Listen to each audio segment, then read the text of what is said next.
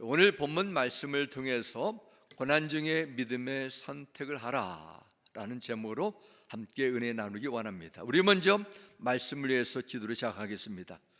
살아계신 여호와 아버지 하나님, 우리 인생에 나의 지식과 짧은 경험, 세상에 주는 다양한 정보와 지혜가 아니라 하나님께서 주시는 생명의 말씀으로 산다고 분명히 약속하셨습니다. 우리의 인생이 세상의 문제에 사건에 매이는 인생이 되지 말게 해주시고, 하나님의 말씀 가운데 풍성함과 자유와 승리의 삶을 이루기 원합니다. 오늘 주신 말씀, 성령이 주시는 하나님의 말씀을 드리기 원합니다. 우리의 생각, 우리의 마음밭을 온전히 주장하여 주옵고, 받은 말씀 순종의 열매로 주님께서 우리를 인도하여 주옵소서. 생명의 주가 되신 예수님의 이름으로 기도드렸습니다. 아멘. 우리가 살다 보면은 몸 여기저기서 아픈 증세가 나타나게 합니다. 통증을 느끼게 됩니다. 하지만 이것은 비정상이 아니라 정상이라 볼 수 있습니다. 어쩌면 하나님께서 우리에게 주시는 은혜의 방편 가운데 하나는 내가 육신의 통증을 느낄 수 있는 것이 아닌가 생각합니다. 정말로 무서운 것은 통증이 아니라 병이 점점 악화되어 가는데도 통증을 못 느끼는 것입니다. 우리가 몸이 아프면 통증을 느껴야 빨리 이것을 방치하지 않고 치료할 길을 찾도록 하게 하고 건강을 회복할 수 있도록 지켜주는 사인이 되기 때문입니다. 하지만 무서운 병은 몸의 기능이 점점 악화되고 정지되는데도 전혀 통증을 느끼지 못하고 치료의 기회를 놓치는 경우가 있습니다. 하나님께서 우리 인간의 몸을 지으실 때 통증을 느낄 수 있도록 신경 감각을 주셔서 몸을 보호하고 건강을 지키며 회복할 수 있는 보호망을 주신 것입니다. 우리 신앙생활도 마찬가지입니다. 하나님께서 여러분에게 감당할 수 있는 만큼의 고난과 영적인 통증, 시련을 허락하신다는 것입니다. 그래서 성경 말씀을 보면은 하나님의 특별한 은혜에 힘입고 귀하게 쓰임받았던 요셉, 욥, 다윗과 같은 위대한 믿음의 사람들에게는 언제나 고난이 그림자처럼 따라다녔습니다. 하지만 사람들을 보면 많은 이들이 고난이 찾아올 때 포기하거나 좌절합니다. 세상을, 다른 사람을 원망합니다. 모든 것을 잊어버리고 엉뚱한 것에 취하거나 허황된 것에 빠지기도 합니다. 사람들을 피하고 싶기도 하고 세상 사는 것이 무섭게 느껴진답니다. 내 앞에 있는 현실의 문제가 나를 압도할 것처럼 여깁니다. 이처럼 크고 작은 문제들이 우리 앞에 찾아올 때 대적마귀는 그 틈을 가만두지 않습니다. 거대한 파도가 몰아치는 것처럼 여러분에게 두려운 생각을 줍니다. 그것은 마귀의 거짓된 속임수예요. 마귀는 우리의 생명을 좌지우지할 수 있는 어떤 능력도 권세도 없지만은 우리가 겁을 먹고 두려워하고 하나님을 의심하며 부정하며 스스로 무너지도록 하게 만드는 것입니다. 그럼 우리가 고난 때 어떻게 해야 될까요? 성경은 어떻게 말씀합니까? 고난의 때를 지나는 비결에 대해서 나누겠습니다. 고난은 영적인 연단과 성장의 기회가 되기 때문에 우리가 먼저 하나님께 지혜를 구하고 임마누엘 하나님께 더욱더 의지하는 그런 마음의 자세를 갖는 것이 중요합니다. 고난 후에 주시는 영적인 유익을 기억하며 적극적으로 나의 믿음을 단단히 준비하는 것이 요구됩니다. 오늘 말씀에도 고난에 맞서 고난의 때를 지나는 비결을 13절에 이렇게 말씀합니다. 너희 중에 고난 당하는 자가 있느냐? 그는 기도할 것이요 즐거워하는 자가 있느냐? 그는 찬송할지니라 말씀합니다. 여러분 가운데 고난의 죄분 경험이 있으시거나 지금 여러분 가운데 그런 전혀 예상치 못한 고난과 어려움을 겪는 분이 계시지 않습니까? 주님은 말씀을 통해서 우리에게 어떻게 요구하십니까? 너희 중에 고난당하는 자가 있느냐? 너희라는 것은 그리스도 안에서 주의 백성들 여러분과 저를 포함한 모든 성도를 의미합니다. 고난당하지 있느냐 말씀합니다. 어떻게 말씀하십니까? 절망하거나 포기하지 말고 그는 기도할 것이요 말씀합니다. 기도 안에서 해결하는 말씀입니다. 현재 상황이 너무 어려워서 자녀들이 문제를 일으켜서 건강에 환경적인 어려움이 찾아올 때 어떻게 말씀하십니까? 주님은 고난 가운데 빠질수록 주님 앞에 나와 기도하라는 것입니다. 그 일은 고난은 하나님께서 하신 뜻이기 때문입니다. 문제 속에 갇히지 않고 마침내 하나님의 능력을 바라보는 믿음을 우리가 더욱더 강하게 갖기 때문에 우리는 고난 속에서 하나님께 나오라는 것입니다. 그러면 고난이 없는 사람은 어떻게 해야 될까요? 13절 후반절 보면 즐거워하는 자가 있느냐? 그는 찬송할지니라 말씀합니다. 즐거운 사람이 있습니다. 지금 뭔가 잘 풀리는 거예요. 그건 걱정거리 없이 내가 원하는 대로 잘 되는 것입니다. 즐거운 사람들은 교만에 빠지는 것입니다. 내가 잘해서 내 능력으로 내가 열심히 해서 내가 성공했다. 방종에 빠지고 죄를 짓고 엉뚱한 일을 하기도 합니다. 하나님을 떠나요. 사업이 잘 되고 은행에 점점 돈의 액수가 점점 쌓이고 몸이 건강하고 문제가 없다 보니까 마음이 달라집니다. 하나님의 은혜를 다 점점 까먹기 시작합니다. 그런 자들이 많습니다. 잠시 동안 누리는 눈에 보이는 일반 은혜 때문에 영원한 복을 차버린 자들이 있습니다. 즐거워하는 것도 그렇게 하나님께서 도와주시고 은혜를 주시기 때문에 하나님을 찬양하고 하나님께 감사하는 것입니다. 요즘은 차나 전화기에 내비게이션이 있어가지고 길을 잃어버려도 내비게이션이 알려주고 가는 목적지를 다 보여주지만은 그 없을 때는 지도도 없이 캄캄한 밤길을 운전하게 되면은 참으로 난감한 그런 경험을 제가 여러 번 한 적이 있습니다. 우리가 이 세상 살다 보면은 첩첩산중에 길을 잃어버린 것처럼 어디로 가야 될지 갈 길은 보이지 않는 어려운 일들이 내가 내 주위에 둘러싸여 고통과 괴로움과 슬픔 가운데 처해 있을 수 있습니다. 그러나 그때도 하나님께서 함께 하십니다. 오늘 주소만 집사님 교회 오시다가 바로 빈포대에서 차가 쏙 빠지셨는데 그래도 하나님께서 붙들어 주시요. 바로 그 뒤에 제가 쫓아갔어요. 저는 그렇게 기억하지 않았는데 그때도 하나님께서 여러분의 손을 여러분의 길을 우리는 다 인도하신다는 것입니다. 그래서 잠언서 3장 6절에 말씀합니다. 너는 범사의 그를 인정하라. 그리하면 내 길을 지도하시라 말씀하십니다. 욥기서 3장 8절부터 10절을 말씀합니다. 극심한 고난 속에서 하나님을 찾을 수 없는 절망적인 형편 속에서도 하나님께서 내 상황을 다 알고 계시고 이 시련의 자신을 정금처럼 단련하는 과정에 확진한 욥이 이런 놀라운 신앙의 고백을 8절부터 이렇게 고백합니다. 그런데 내가 앞으로 가도 그가 아니 계시고 뒤로 가도 보이지 아니하며 그가 왼쪽에서 일하시나 내가 만날 수 없고 그가 오른쪽으로 들이키시나 배울 수 없구나. 그러나 내가 가는 길을 그가 아시나니 그가 나를 단련하신 후에는 내가 순금같이 되어 나오리라. 아멘. 하나님께서 여러분의 믿음을 정금처럼 단련하는 고난의 때가 있는데 그 과정을 마친 후에는 이런 믿음이 순금같이 되어 나온 줄을 믿으시기 바랍니다. 순금 같은 믿음을 갖기 위해서는 먼저 우리의 믿음이 단련이 돼야 돼요. 그런 변화의 과정을 통해서 하나님 앞에 더욱더 귀하게 쓰임받게 될 줄 믿습니다.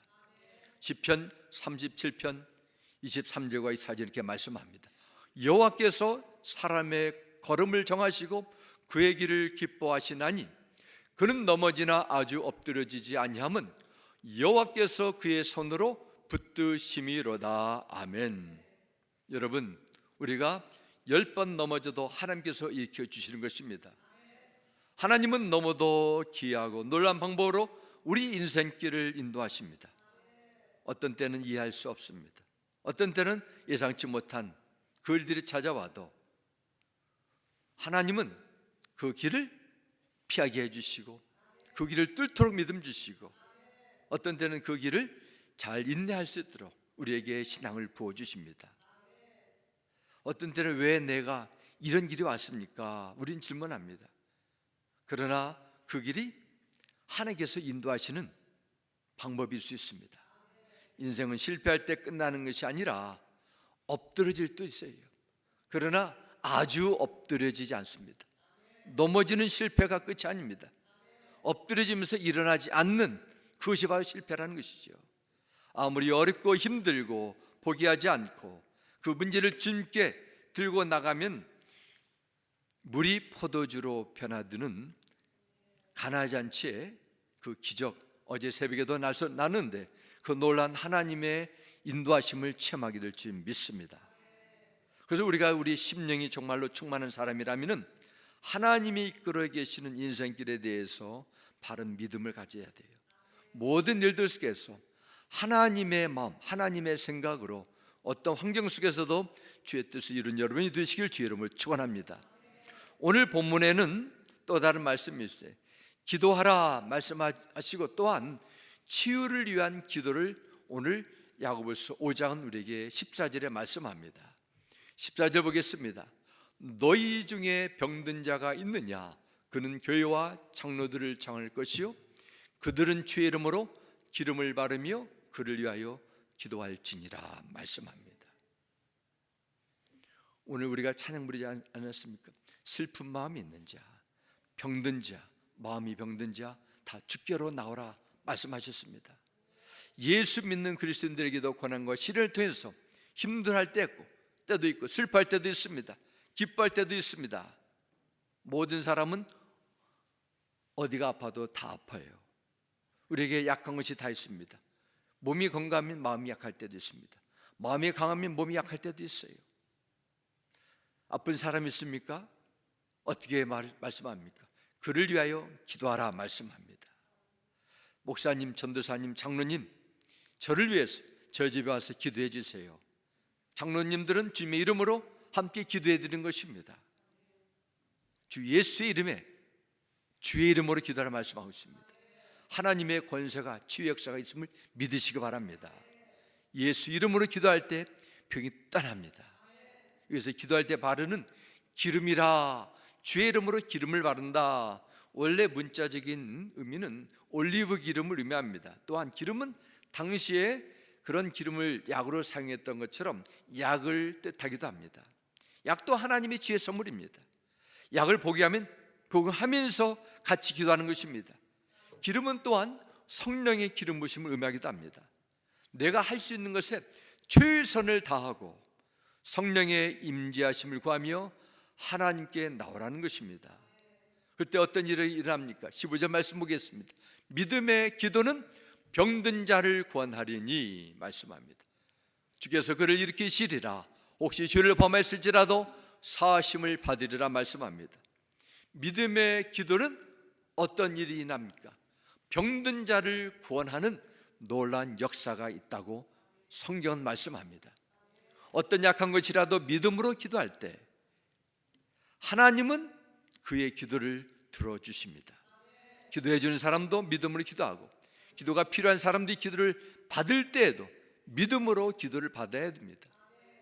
오늘 보면 야고보서 15장 13절부터 18절까지는 매 절마다 기도 7번이 나오게 됩니다. 그렇지만 그게 하나님께서 응답한 기도 두 가지 원칙이 있습니다. 첫 번째 기도는 어떻습니까? 믿음으로 구하라, 예수 이름으로 기도하라고 말씀합니다. 이사야 53장 5절과 6절은 이렇게 말씀합니다. 장차 오실 메시아 구원자이신 예수 그리스도의 예언을 이렇게 말씀합니다. 그가 찔림은 우리의 허물 때문이요 그가 상함은 우리의 죄악 때문이라. 그가 징계를 받음으로 우리는 평화를 누리고 그가 채찍에 맞음으로 우리는 나음을 받았도다. 우리는 다 양같아 그릇 행하여 각기 제 길로 갔거늘 여호와께서는 우리 모두의 죄악을 그에게 담당시키셨도다 말씀합니다. 5절 말씀은 주께서 채찍에 맞으셨습니다. 왜 죄 없으신 하나님 아들 예수님께서 고통의 자리를 얼마든지 피할 수 있으실 텐데 채찍의 자리에 가셨습니까? 우리가 채찍에 맞이할 그 자리에, 우리가 수치를 당할 그 자리에, 우리가 저주를 받아야 할 그 자리에 주님이 대신 그 자리에 가셨습니다. 그분이 대신 아프시고 수치를 당해 주신 것입니다. 죄와 고통에 시달리는 우리를 대신 주 예수님께서 온전히 손수 짊어지신 것입니다. 그렇습니다. 예수님은 우리를 창조하신 하나님이시기 때문에 우리를 위해 대신 죽으실 수도 있고 우리를 대신 고난을 당할 수 있다는 것입니다. 나를 위해 고통을 당하시고 죽으셨다는 사실을 믿음으로 받아들일 때 구원의 은혜가 임합니다. 하나님은 그런 구원의 은혜 받은 의로운 자, 하나님의 자녀된 성도들의 기도를 들어주시겠다는 것입니다. 예수 이름으로 기도하는 것은 그분이 채찍을 대신 맞으심으로 우리가 나음을 입었다는 것을 믿는 믿음을 가지고 주 앞에 나오라고 말씀합니다. 또한 16절 말씀 보면 이렇게 기록합니다. 그러므로 너희 죄를 서로 고백하며 병이 낫기를 위하여 서로 기도하라. 의인의 강구는 역사하는 힘이 큽니다 말씀합니다. 우리에게는 다양한 병이 있습니다. 유전적인 병이 있고 몸관리를 잘못해서 과로해서 사고로 인해서 생긴 그런 병들이 있습니다. 어떤 병은 죄로 인해서 생긴 병이 있습니다. 그런 사람은 하나님 앞에 자신의 죄를 인정하고 고백하며 그럴 때 하나님께서 용서함 주시고 병이 낫게 된다는 말씀입니다. 그리고 죄를 서로 자백하는 것입니다. 서로 기도하라, 죄를 서로 고백하라 말씀합니다. 내가 부모에게 죄를 지었으면 이웃에게 친구에게 죄를 잘못을 지었으면은 그 사람의 찾아가 용서함을 구하라는 것입니다. 사람과 관계가 먼저 회복되고 하나님께 나오라는 뜻이기도 합니다. 찾아갈 수 없는 사람은 하나님 앞에 고백해야 됩니다. 그럴 때 하나님께서 의인의 간구, 의롭다 칭하여 주시고 그들이 드리는 기도를 하나님께서 응답해 주겠다, 역사하는 힘이 큽니다. 성경 우리에게 말씀합니다. 우리가 알게 모르게 짓는 죄가 있습니다. 입술로 마음과 생각으로 짓는 죄도 있습니다. 죄책감이 힘들할 때도 있습니다. 죄는 우리가 어떻게 하나님 앞에 거룩하다고 의로움 잘하고 칭함받을 수 있겠습니까? 우리의 행실로는 불가능합니다. 그러나 한 가지 길을 열어주셨어요. 하나님 앞에 나의 죄를 고백하고 하면, 용서함을 구하면 예수 십자가의 공로에 힘입어 우리가 모든 것을 아뢰면 하나님은 우리의 죄를 흰 눈처럼 깨끗게 해주시고 의로움 자로 삼아주시고 우리의 기도를 역사함으로 응답해 주겠다 말씀합니다. 그런 믿음으로 구하시고 믿음으로 응답받는 놀라운 은혜를 경험하게 되기를 주의 이름으로 축원합니다. 두 번째는 우리가 어떻게 기도해야 됩니까? 간절한 마음으로 기도하라 말씀합니다. 예수 그리스도의 보혈의 은혜를 믿는 믿음뿐만 아니라 내 마음이 하나님을 향한 간절함으로 기도하라는 말씀입니다. 18절과 17절 18절 말씀 보겠습니다. 엘리야는 우리와 성정이 같은 사람이되 그가 비가 오지 않기를 간절히 기도한즉 3년 6개월 동안 땅이 비가 오지 아니하고 다시 기도하니 하늘이 비를 주고 땅이 열매를 맺었느니라 말씀합니다. 이 말씀은 열왕기상 17장에 나오는 사건입니다. 엘리야는 구약에 나오는 많은 선지자 가운데 가장 능력 있는 선지자로 인정받았습니다. 하나님께서 엘리야라는 선지자를 그때 사용하셨습니다. 엘리야가 살았던 시대는 온 세상이 캄캄 어두워지는 시대였습니다. 희망이 없었어요. 하나님을 향한 두려움도 하나님의 말씀에 대한 경외심도 더 없었습니다. 무엇보다도 당시 북이스라엘 섬겼던 왕으로 통치했던 바알, 그의 아내 이세벨은 아주 온 나라를 우상으로 만들었습니다. 그 시대는 하나님을 진짜 섬기는 자들이 꽁꽁 숨어 살아야만 됐습니다. 엘리야는 하나님께서 부패하고 패역한 지대를 섬기고 살라며 하나님께로 돌이키라는 은혜로 쓰임받게 한 믿음의 귀한 사명자였습니다. 하나님께서 그를 어떻게 쓰셨을까요? 하나님께서 그를 통해서, 그의 기도를 통해서 하나님의 살아계심을 증거하기 시작했습니다. 도덕적, 영적으로 온갖 혼란과 어둠으로 가득 찬 그 시대적 상황 속에서 엘리야는 하나님께서 쓰임받은 위대한 선지자였습니다. 그런데 17절 말씀 다시 보겠습니다. 17절에 이렇게 기록합니다. 엘리야는 우리와 성정이 같은 사람이로되 말씀합니다. 우리와 똑같은 인간이라는 것입니다. 고민하고 두려워하고 염려하고 하루 세끼를 먹어야 되고 휴식을 취해야 되고 평범한 사람이라는 것입니다. 그런데 하나님께서 어떻게 위대하게 쓰임 받았을까요? 작은 큰 문제에도 힘들어하고 죄에 연약한 사람이었습니다. 그런데 하나님께서 그를 사용하셨어요. 3년 6개월 동안 땅에 비가 오지 않는 기적을 그를 통해서 이루어졌습니다. 3년 반 동안 비가 내리지 않는다면 어떻게 살 것입니까? 비가 오지 않을 때 그는 그를 그리 시냇가로 보내셨습니다. 하나님께서 엘리야에게 까마귀를 보내셔서 떡과 고기를 날라주셨습니다. 그곳에서 말라버리니까 하나님은 시돈이라는 지역으로 인도하셔서 사르밧 지방에 가면 과부가 있을 것이다. 그리고 엘리야는 하나님의 음성을 듣고 자존심을 다 버리고 이방 땅인 시돈 사르밧 동네에 들어갔습니다. 하나님께서 말씀하신 그대로 그 고대는 한 가난한 과부가 살고 있었습니다. 엘리야 선지자는 부탁합니다. 나에게 물 한 잔만 주시오. 그리고 오실 때 먹을 떡을 좀 주세요. 이 과부는 이렇게 말합니다. 지금 내가 남아있는 밀가루를 가지고 나와 내 아들이 빵을 먹고 이제는 마지막으로 인생을 마감하려고 합니다. 과부는 자신의 딱한 사정을 알아듣기 쉽게 말했는데 엘리야 선지자는 전혀 그것에 개의치 않고 자신에게 먼저 떡을 만들어 주라고 합니다.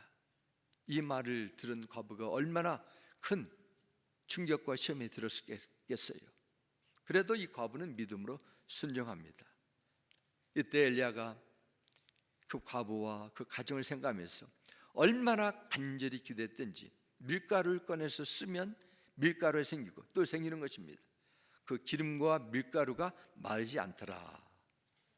성경 기록합니다. 우연히 된 것이 아니라 엘리야의 기도였습니다. 어떻게 기도했어요? 간절히 기도했다 말씀합니다. 얼마나 간절히 기도했든지 기름과 밀가루가 마르지 않는 것입니다. 그리고 얼마 후에 이 과부의 아들이 죽게 되는 엄청난 불행을 만나게 됩니다. 엘리야는 다시 이 아들을 위해서 간절히 기도했습니다. 그때 아이가 죽음에서 생명으로 회복되는 놀라운 기적이 나타나게 됩니다. 그 다음에 엘리야는 아방을 만나게 됩니다. 아방이 그렇게 말하는 것입니다. 너 때문에 엘리야야 이 나라가 비가 오지 않고 다 이렇게 힘들어 죽게 되었다. 이때 엘리야 선지자는 나 때문이 아니라 당신과 이 나라가 하나님을 경외하지 않고 우상을 섬기는 그 범죄로 있게 된 것입니다. 그럴 때 바알 신을 섬기는 선지자 450명, 아세라 신을 섬기는 선지자 400명 데리고 이제는 대결을 하게 됩니다. 바알과 아세라 신을 섬기는 850명의 선지자들이 하루 종일 몸을 치면서 그들의 믿는 신들의 이름을 부르짖습니다. 엘리야는 단을 쌓고 주위에 도란을 파고 물 12통을 부었습니다. 누가 진짜 살아계신 하나님인지 보여주신 것입니다. 엘리야는 어땠습니까? 간절히 또 기도했어요. 내 하늘에서 불이 내려 제단을 태우고 도랑에 있는 모든 물들도 다 태워버리게 됩니다. 그리고 엘리야의 또 다른 기도가 열왕기상 18장에 나오게 됩니다. 42절과 43절 이렇게 기록합니다. 아비 먹고 마시러 올라가니라 엘리야가 갈멜산 꼭대기로 올라가서 땅에 꿇어 엎드려 그의 얼굴을 무릎 사이에 넣고 그의 사환에게 이르되 올라가 바다 쪽을 바라보라. 그가 올라가 바라보고 말하되 아무것도 없나이다. 이르되 7번까지 다시 가라 말씀합니다. 엘리야가 갈멜산 꼭대기로 올라가서 무릎 꿇고 엎드리고 머리는 무릎 사이에 집어넣고 땅에 완전히 엎드려서 기도하게 됩니다. 엘리야가 비를 내려주시기를 간절히 기도한 후에 사원에게 빨리 올라가 저 바다 쪽을 바라보라고 명합니다. 돌아온 사환은 이렇게 대답합니다. 아무것도 보이지 않습니다, 엘리야 선지자님. 엘리야는 또다시 간절히 기도합니다. 간절히 기도한 것은 하나님의 살아계심을 믿는 믿음으로 약속을 붙들고 기도한다는 것입니다. 그리고 또다시 사원을 보냈어요. 사원의 대답은 똑같습니다. 선지자님, 이번에도 보내셨는데 아무리 눈을 크게 봐도 하늘에 구름 한 점 없습니다. 엘리야는 다시 7번까지 다시 가라는 것입니다. 보내고 노 6번까지 들었는데 다시 계속 엘리야 선지자는 포기하지 않고 갑니다. 어떤 일이 났습니까? 44절과 45절에 말씀합니다. 7번째 이르러서는 그가 말하되 바다에서 사람의 손만한 장구름이 일어났나이다. 이르되 올라가 아합에게 말하기를 비에 막히지 아니하도록 마차를 갖추고 내려가소서 하라 하니라.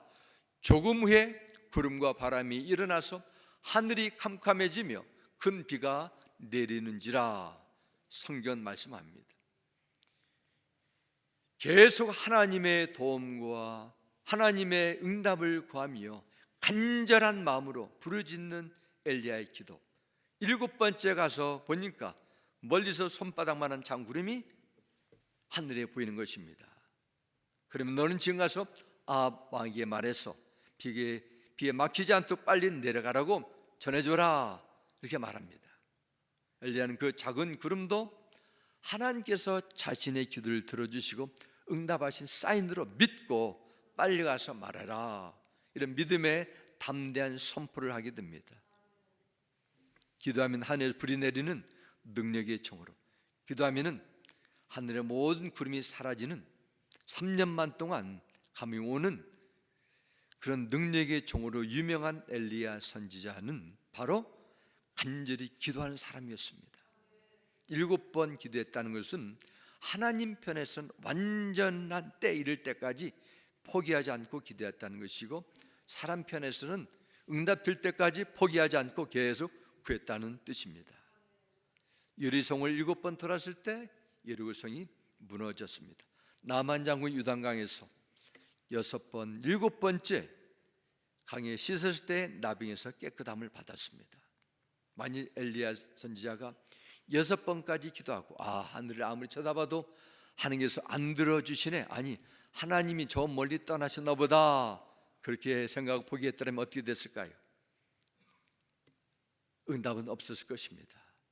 사랑하는 성도 여러분, 엘리야와 같은 간절히 하나님 응답을 구하는, 포기하지 않는 끈질긴 믿음의 삶이 이루어질 주름으로 부탁드립니다.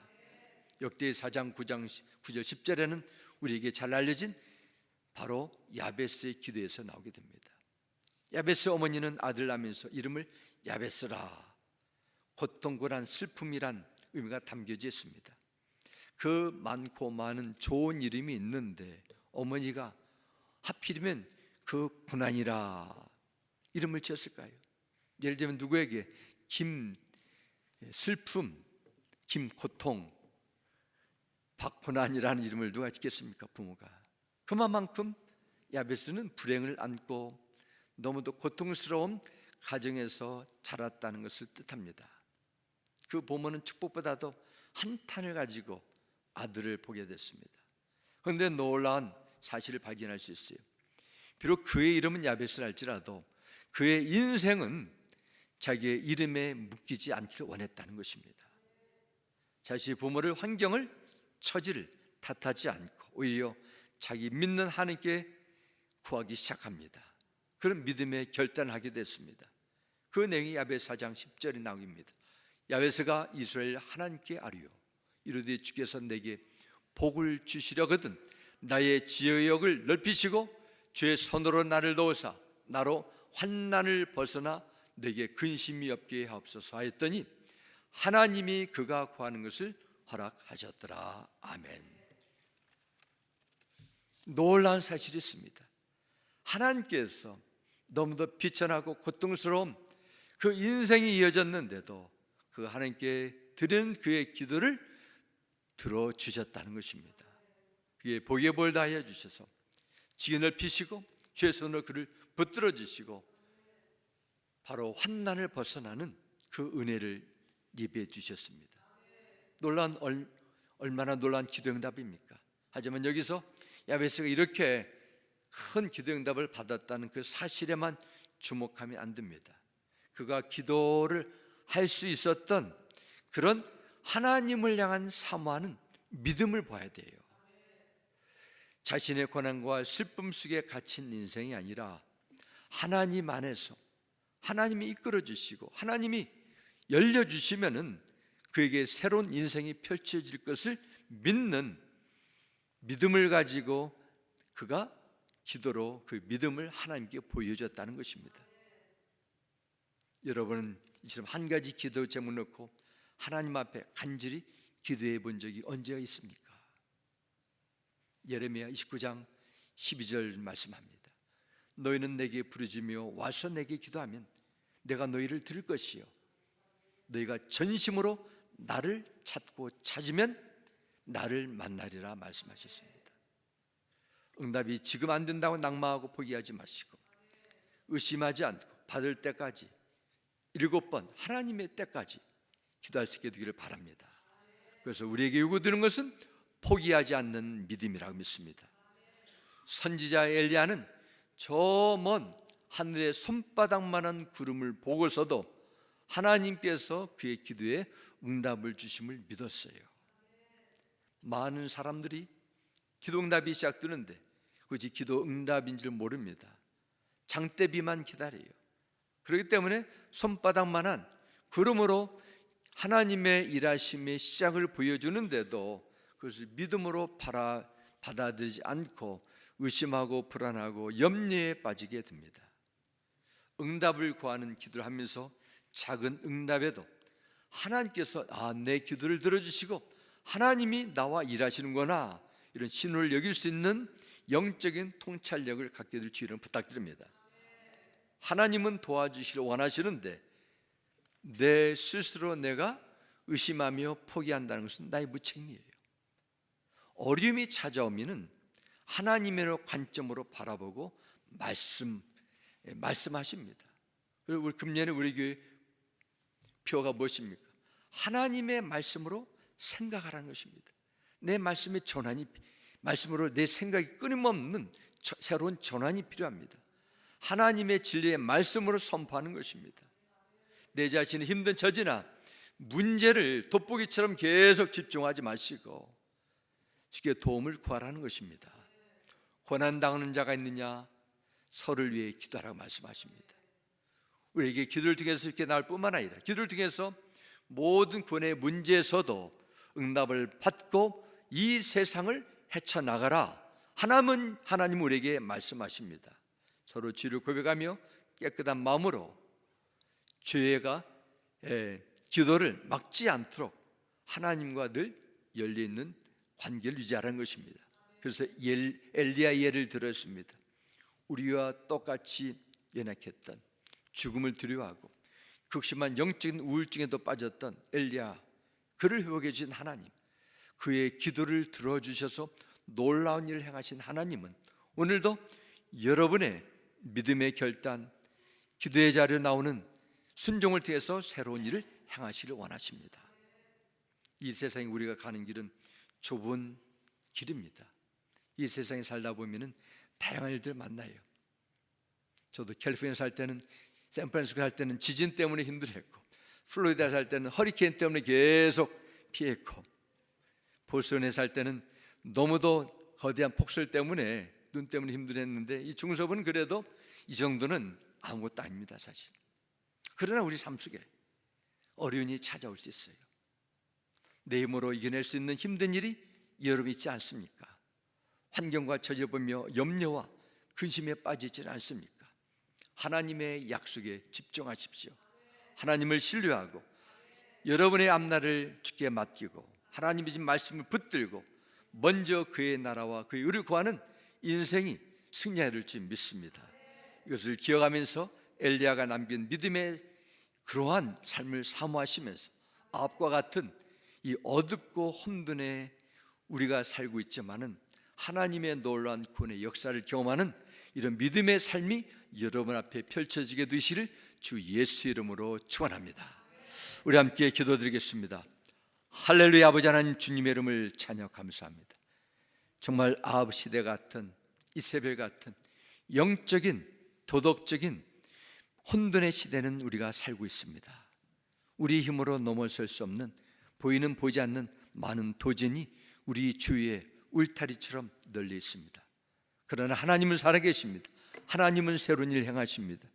영의 눈을 열어주셔서 하나님의 위대한 손길을 바라보게 하여 주시고, 하나님의 약속을 붙들고 믿음으로 주께 온전히 예수 그리스도의 이름을 붙들고 나와 하나님의 응답을 받고 믿음을 승리하는 우리 모두가 되도록 주여 2026년을 축복하여 주옵소서.